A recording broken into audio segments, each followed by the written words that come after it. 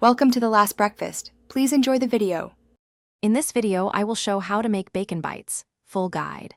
Preheat your oven to 400 degrees F and line a baking sheet with foil. Choose thick or thin bacon depending on your crunch preference, and decide on fillings such as cheddar or jalapeno. I will guide you through assembly, baking times for chewy versus crispy results, and quick finishing tips for presentation and serving so your bacon bites impress every time. Start by slicing each bacon strip into thirds and prepare fillings on a tray. Wrap bacon snugly around small cheese cubes or folded peppers, then pin with a toothpick through the center. Place assembled bites on a chilled tray for 5 to 10 minutes so they firm up and hold shape while cooking.